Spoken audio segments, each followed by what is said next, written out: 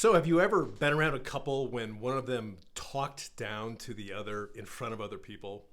You know, it's like a really cringy moment, and then later on when you're driving home, you think, "Oh shit, that's a relationship in trouble." You know what I'm talking about, right? That's contempt. And when the contempt comes out between two people like that, it's usually the beginning of the end. That's not something it's easy to recover from. It's not just like being mad and getting a good night's sleep and then being okay the next morning. You legitimately have contempt for someone. It doesn't just go away. I want to tell a story about contempt to show how insidious this is and how dangerous it is. And before I get to it, I have to say two things. First, my ex-wife is a excellent cook, a fantastic cook, and she is a great hostess. She puts on a spread, blow your mind. Second thing is that my mother is a wonderful woman who is any woman would be fortunate to have as her mother-in-law. Now, those two things are relevant to the story. So, I got divorced about 10 years ago, and my ex-wife and I, several years after the divorce, we reconciled with each other, made amends with each other. Not saying we got back together, but we sat down and I hate to use a therapeutic term, but we gave each other closure and we forgave. And it was a pretty wonderful, powerful experience. And then a few years after that, she was here in town and for her business, and I was helping her. So I was driving and we were delivering some things and we're going along, and she looks over at me and she says, "Hey, I need to tell you something." She said, "Do you know when we were married, when we would have a company over and somebody would compliment my cooking or compliment my hostessing skills, you would always say, 'Well, at least you don't have to live with her.'"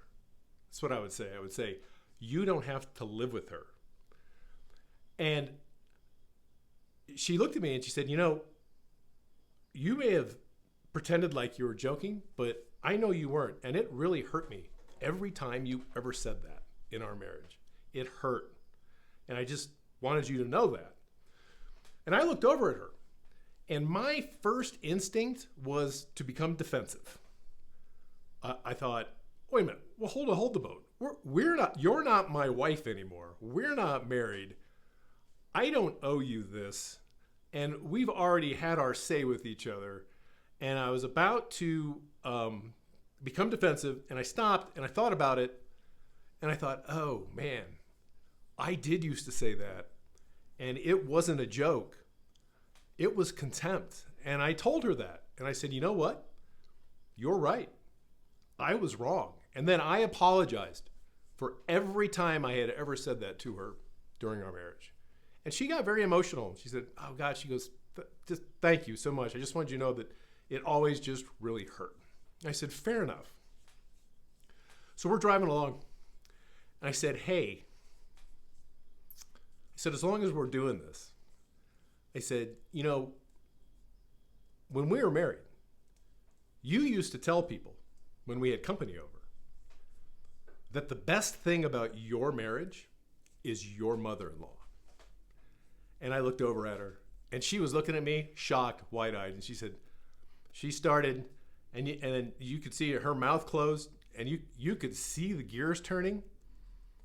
And she said, "Mike, that was not, that was a compliment to your mother." And I said, "Whoa, hold the boat." I said, "Yeah, sure, that's a compliment to my mother." I said, "But remember, what you're telling people is the best part of your marriage is not your husband, it's your mother-in-law. That's not a compliment to me at all."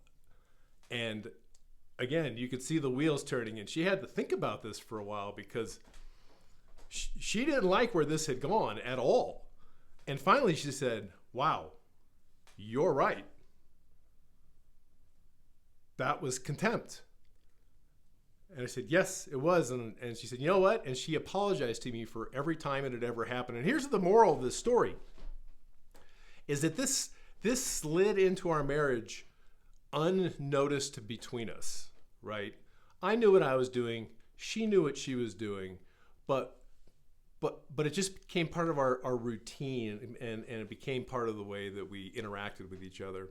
And of course, eventually that marriage, as I said at the beginning, I said when contempt rears its ugly head, I said that's the beginning of the end. And for us, we had resentments towards each other, so it became the beginning of the end for us.